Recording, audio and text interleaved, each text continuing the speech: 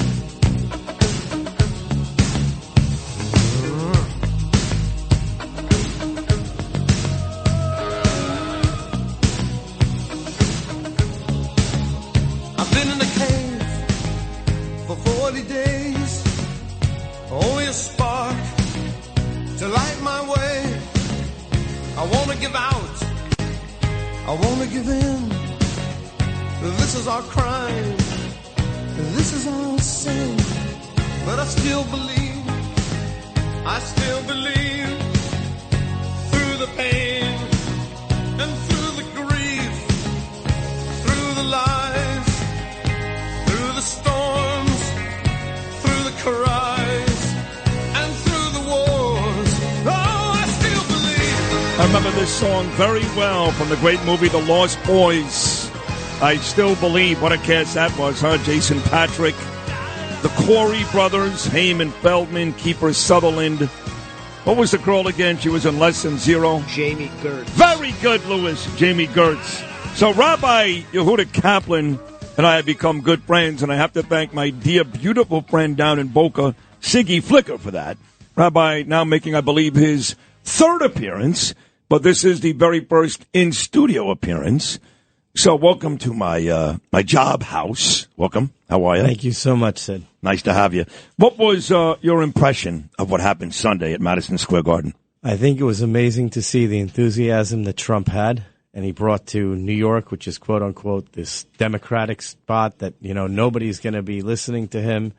And when you see a stadium packed, and then you see 80,000 people outside, what does that tell you about the person, the individual, the fact that the enthusiasm is palpable in the street and around the country for him? What do you think about all of the media? You know, the guy with the stupid Puerto Rican joke, fine, it was stupid, who cares?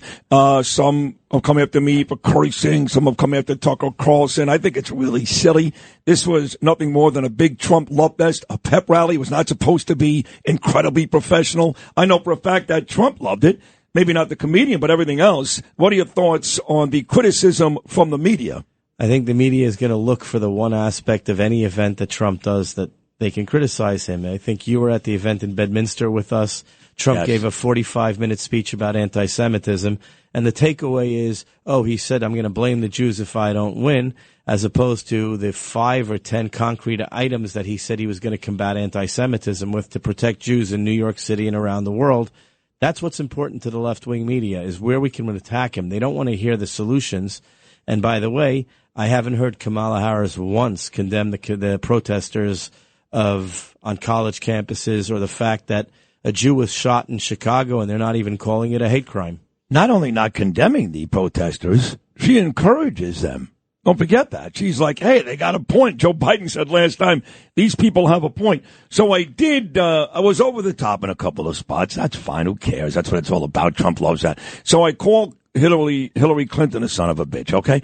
But look, man, she referred to us as Nazis. Nazis. Got to understand, as a Jewish boy from Brooklyn who has now really refound my heritage. I've been to Israel twice, Rabbi, twice in the last 7 months. I've cried with people at the Nova Music Festival down in Sderot. When she said that to me, that's about all of us. That's about as bad as it gets. And let me tell you something. You know what I saw inside Madison Square Garden? I saw Jewish men rapping tefillin. So I don't feel badly for what I said. I don't take it back. Calling that a Nazi rally, that was disgusting. It's more than disgusting. It's despicable. It's every word that you could use. Imagine for 1 minute that, and people don't realize this, but they need to hear it. The day that Kamala Harris calls the Jews Nazis, the grand rabbi of the Satmar community, one of the two parts of the Satmar. It was Clinton, not Harris. Hillary Clinton. Right. Hillary Clinton called Jews, deplorable, and we're using the term Nazis. Right.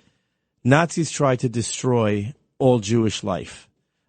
A group that was literally raised from the ashes, was decimated during the Holocaust, a Hasidic group called the Satmar Hasidim, as well as Baba Bells and other groups of Hasidic Jews. And most people aren't familiar with the distinctions. But this group was totally decimated during the Holocaust.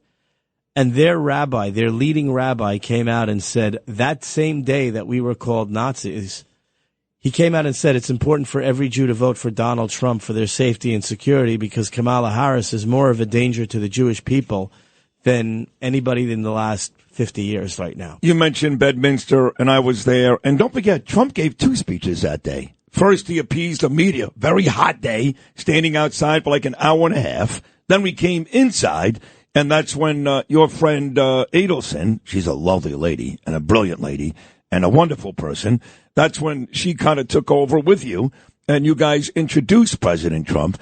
But you've got friends like Adelson, other Jewish people who donate a lot of money to the Trump campaign. I can't imagine that Adelson would donate money to somebody who even resembles a Nazi. I think there's a long time history that people don't even understand about the president, and I can tell you stories from well before he was president. And the movie that came out in Mar-a-Lago about the man you don't know, the acts of kindness that he did. There are so many numerous families, Jewish families, Catholic families, blacks, Latinos, Hispanics, everybody from all across the spectrum who have benefited from Donald Trump's quiet largesse and quiet donations to help people. And you got a chance to meet some of those people in Mar-a-Lago last week. But in addition, I can tell you of numerous families who he paid for the planes, for their tickets, for their children to go for surgery or their treatments. You'll never hear about that. The media doesn't talk about the side of the human being that is a soft, kind, caring, loving man, loving grandfather, loving individual. But if you had a problem and you want someone in your corner with you and is figuring out a way to help you and do it quietly and without fanfare, that's who Donald Trump is. That's who he is. Like my wife, Danielle, says, they're trying to erase Jewish identities. Last one about the Holocaust. I found it particularly gross when Rachel Maddow, she's a big star, Rabbi, big star. She gets 2 to 3 million viewers a night on MSNBC. She's their go-to person. 2 nights ago, she took a clip of my speech when I talked about going to Israel, and I joked I was being sarcastic about coming back from Israel and speaking at a Nazi rally, and she juxtaposed it, followed up with the actual video from the 1939 Nazi rally. How does that happen, Rabbi? It happens because if you have no substance to who you are as an individual and you're trying to create and send a message to people, you use hate usually to do that. You don't do it out of caring. And instead of somebody taking the time and say, we're in a political debate in this country, so let's talk about substantive issues, where you stand now as opposed to where you stood 4 years ago, are you really better off? And having that as the conversation that, if you remember, Sid, I believe Ronald Reagan made that a great comment. Are you better off now than where you were?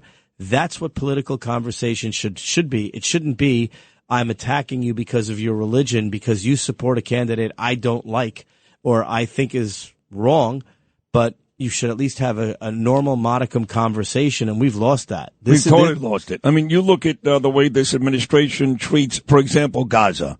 They go on and on about the plight of the Palestinians. They never, ever talk about the Israelis that were murdered and raped. There are still young girls. I know Sinwar is dead, folks, but hello, there are still young girls, I promise you, being raped every day by somebody else in those tunnels. And they go on and on about how Israel has fumbled the football when it comes to providing the Palestinians, once again, with food, with medical supplies. You know, UNRWA's out there stealing money, giving it to the wrong team. You know that for many, many years. They're horrible.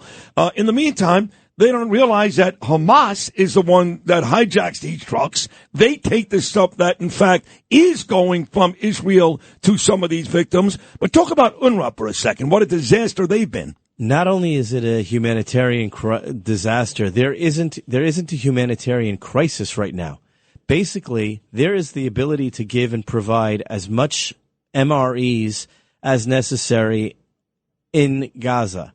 UNRWA has taken the position that they're working basically with Hamas. Members of their staff have had Hamas IDs. If you notice, they said when Sinwar was killed, he had a UN ID on him. Yes, he did. And a teacher. Came from the teachers union, Rabbi. Yep, from the teachers union. And then we spent $400 million of US aid to build a pier that there's zero accountability for that washed away. But there have been solutions. I have been personally involved with members of Congress who have approached USAID and UNRWA and said, we'll give you as much water as you need. We're going to put it on the Egyptian side of the border. We're going to use atmospheric water generation from Ruscap, an American company. We can come in and we can provide as much drinking water as you need, and we're going to do it in a clear plastic pipe so that Israel can be happy that there's no weaponry. The machinery won't be used in order to provide metals and stuff for weapons. And the answer is we'd rather have the crisis. We don't want to deal with the solutions. So when people tell me personally, oh, Israel's doing this terrible thing in Gaza, Israel has allowed all the aid that's necessary. But Israel doesn't have to be foolish and allow equipment to come in that's going to be used against them to try and attack and kill a soldier. I've also heard, as you wrap up this great conversation, that talking about the war, what Israel has done and hasn't done, I personally think Bibi Netanyahu is amazing. I put him in the category of the greatest leaders any country in the history of the world. How lucky are we right now, Rabbi Kaploun, to be facing the real likelihood that a week from today we could be talking about President Trump and Bibi Netanyahu both serving their respective countries. He's done an amazing job, and last I saw, Iran, their air defense system is just about gone. They're down to less than 20% of their weaponry. I know they can still do some serious damage, but the truth is he's wiped them out, from the terrorist leaders of Hamas to the terrorist leaders of Hezbollah. He has basically wiped them out. He's made tremendous strides in wiping them out. The problem is, as we all know from having been living through 9/11, it doesn't take a lot of people to do a lot of damage. And the problem is that the soldiers need to be home with their families, the Israeli soldiers, but they're not. They're out fighting a war for their existential survival. And Bibi's done a great job in this war. I think the fact is that, now that they've attacked, when they attacked Nasrallah, everyone's not talking about the fact that in the same building that they blew up was $2 billion of gold that was incinerated and billions of dollars of cash that the Iranian government had provided Hezbollah. I think that if we stop and ask ourselves a serious question, 4 years ago, Iran was on the brink of collapse, and we were going to have democracy at some point in Iran. And people forget that Israel, until 1979, had very good relationships with Iran, and people would travel back and forth, almost like they have with the Abraham Accords now with the Emirates.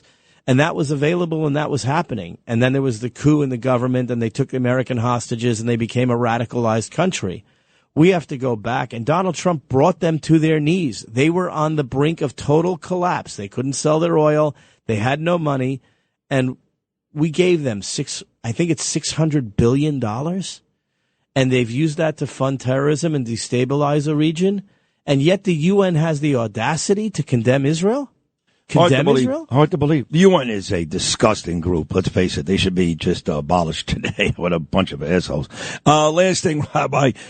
6 days, the big election. You're going to be at Mar-a-Lago. I've been invited. Not sure if I'm going to go yet, but either way, do you think we need to pray to Hashem at this point to get a win for Trump, or do you think that we've got a big enough lead?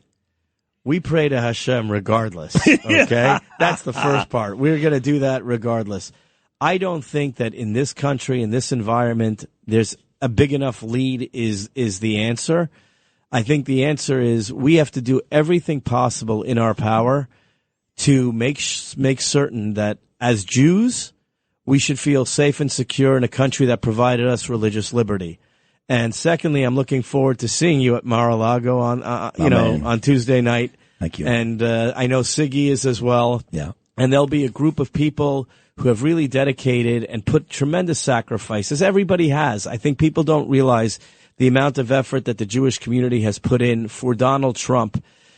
People like yourselves, former Democrats, people who have spent and realized that this is a turning point for not just the Jewish community, but for America and civilization as a whole.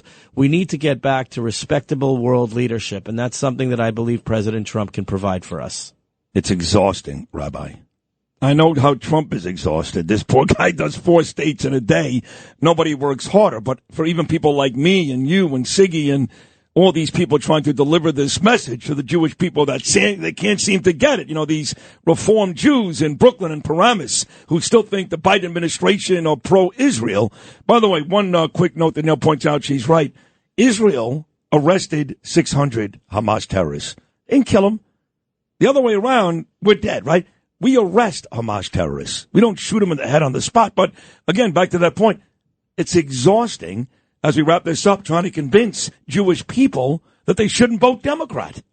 You know, all they have to do, if I'm a Democrat, I would ask myself a very simple question. Just 2 days ago, Iran executed an American citizen, and nobody said a word. Nobody said boo. Israel rescued sex slaves from the Yazidis in Gaza. And instead of sex slaves? Sex slaves. The Yazidi in Turkey and Armenia where they're having the war and they were capturing and ISIS and everybody was busy and ISIS was taking, women captives. Israel found a woman in Gaza and rescued her.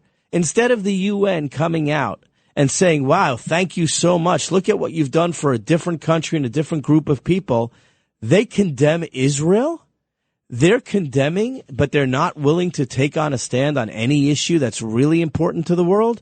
Something's drastically wrong, and I believe that the president will be able to step in and do that. And people that he has around him, I believe, will make that the right goal. You are a great man. I love you a lot, just so you know.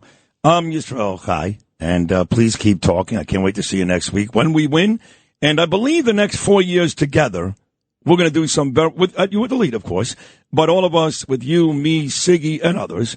We're going to do some very special things, and I think we're going to do very big things for the Jewish people under the leadership of Donald Trump. Is that a fair assessment, a fair prediction? I think the assessment is we're going to do a lot of great things for the world. The goodness, kindness, not just for the Jewish nation, because we are leaders to show the world about goodness and kindness. That's in our legacy. That's in our history from our forefathers, from Abraham, from Isaac, from Jacob, from our mothers.